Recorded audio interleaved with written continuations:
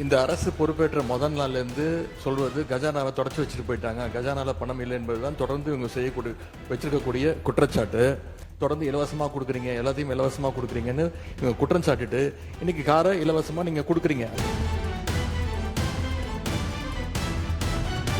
பல ஆண்டுகளுக்கு முன்பே மாண்புமிகு முன்னாள் முதலமைச்சர் டாக்டர் கலைஞர் கருணாநிதி அவர்களால் 300க்கும் அதிகமான யூனியன் சேர்மன்களுக்கு அரசு தரப்பில் வாகனம் வழங்கப்பட்டுச்சு.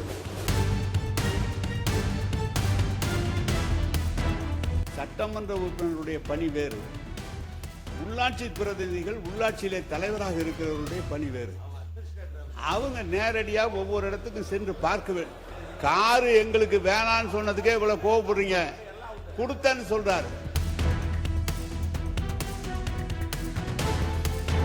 நாங்க சொல்றோம் அனைத்து சட்டமன்ற உறுப்பினர் சொன்னா எல்லாம் சேர்த்து தான் சொல்லிருக்கீங்க. ஆமா, எங்க கட்சி தலைவர் சொல்றாரு ஏற்கனவே அரசாங்கம் கடன் பட்டு இருக்கிறது, விவசாயிக்கு முழுமையாக தள்ளுபடி செய்யல, இப்படிப்பட்ட நிலையில நமக்கு கார் வேணாம் அப்படின்னு எங்களை அறிவுரை சொல்றாரு. அதனால திமுக சார்பா இருக்கிற 59 உறுப்பினர் தான் நாங்க எங்களுக்கு வேணான்னு சொல்றோம் மொழிய, அந்த பத்திர வேணாம் நீங்க வாங்காத அப்படின்னு நாங்க சொன்னோம். எங்களுடைய துணைத்தலைவர் அதான் சொன்னார். அதை புரிஞ்சிக்காம அரசியல் பண்றீங்க இதுல என்ன அரசியல் இருக்குது? ஒண்ணு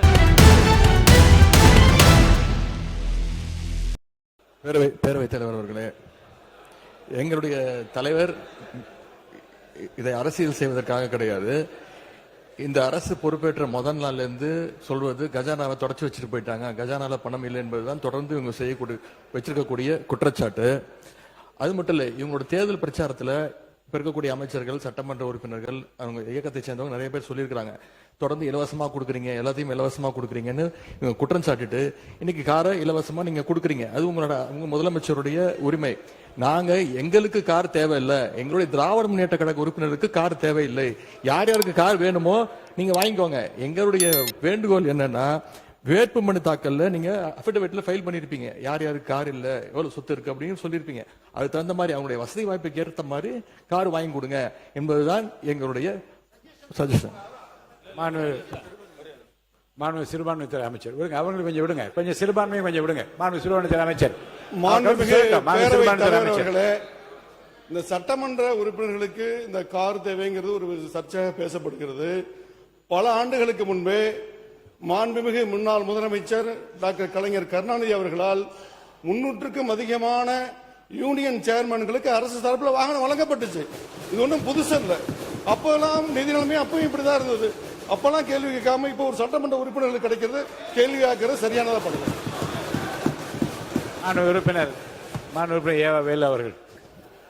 மாண்புமிகு பேரவைத் தலைவர்களே, அன்னைக்கு அனௌன்ஸ்மெண்ட் என்னன்னா அனைத்து சட்டமன்ற உறுப்பினர் தான் அனௌன்ஸ்மெண்ட். நல்லா புரிஞ்சுங்க.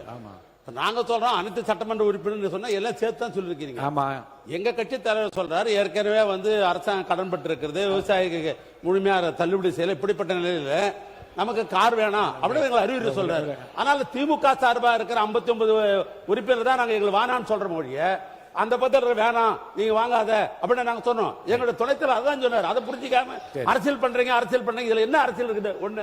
ரெண்டாவது, 59 சட்டமன்ற உறுப்பினர் வந்திருக்கிறோம், எல்லாருக்கும் வீடு கொடுத்திருக்கிறாங்க, கொடுக்க முடியாது. அரசாங்கத்துக்கு எப்பொழுதும் எதிர்கட்சி தலைவர் அந்தஸ்து இருக்கிற பொழுது அவர்கள் அமைச்சருக்கு இணையானவர்கள் என்று அமைச்சருக்கு என்னென்ன வசதியோ அந்த வசதி தராங்க. இது அரசாங்கம் போட்டிருக்கிறது. நீ நானும் பார்த்துல அது புரோட்டோகால். அது அந்த புரோட்டோகால் படம் அரசாங்கம் தான் நீங்க கொடுத்திருக்கீங்க. அப்புறம் அரசாங்கமே கொடுத்துட்டால் குறை சொன்னா என்ன அர்த்தம்? அதுவும் தவறு. அதனால புரிஞ்சுன்னு பேசுங்க. ரெண்டாவது, நாங்க எங்களை பொறுத்தளவுக்கு நீங்க கஞ்சாடை காட்டினால காட்டினாங்க நாங்க ஒத்துழைக்கிறோம். ஆனா சட்டமன்றம் பெரும்பான்மையாக பிரச்சனைக்கு யாரு ஆளாகிறாங்க? அந்த பகுதியில் இருக்கிறதா பிரச்சனை எழுப்பி உங்களுக்கு ஒத்துழைக்கல. இல்ல மாண்பு உறுப்பினர், இல்ல எல்லாருடைய ஒத்துழைப்பும் சிறப்பாக இருக்கிறது. திருப்பி முடிச்சிடலாமே இதை. இல்ல சொல்லிட்டாங்களே, இல்ல உங்களுடைய இல்ல உங்கள் நிலைப்பாட்டை தெளிவா சொல்லிட்டீங்களே, பேசுங்க. மாண்புமிகு பேரவைத் தலைவர் அவர்களே, சிறுபான்மைத்துறை அமைச்சர் அவர்கள் சொன்னார் சேர்மன்கெல்லாம் தலைவர் கலைஞர் கார் கொடுத்தார். சட்டமன்ற உறுப்பினருடைய பணி வேறு, உள்ளாட்சி பிரதிநிதிகள் உள்ளாட்சியிலே தலைவராக இருக்கிறவருடைய பணி வேறு. அவங்க நேரடியாக ஒவ்வொரு இடத்துக்கும் சென்று பார்க்க வேண்டும். கொஞ்சம் தயவு செய்து சொல்றேன், கொஞ்சம் கேளு தம்பி. உள்ளாட்சித்துறை அமைச்சர் கொஞ்சம் இருங்க. காரு எங்களுக்கு வேணான்னு சொன்னதுக்கே இவ்வளவு கோவப்படுறீங்க. கொடுத்தேன்னு சொல்றாரு. ஒரு உள்ளாட்சி துறையில சேர்மனா இருக்கிறவரு, 30 பஞ்சாயத்தை பாக்குறவரு, 30 பஞ்சாயத்தை நிர்வாகத்தை பாக்குறவரு. சார், செக் பவர் உங்களுக்கு இருக்கா? சட்டமன்ற உறுப்பினர் செக் பவர் இருக்கா? உள்ளாட்சி பிரதி தலைவருக்கு செக் பவர் உண்டு. எனவே நீங்க உள்ளாட்சி தலைவர் கொடுக்குறோம். மாண்புமிகு பேரவைத் தலைவர் அவர்களே, மாண்புமிகு பேரவைத் தலைவர் அவர்களே, அண்ணா ஒரு நிமிஷம்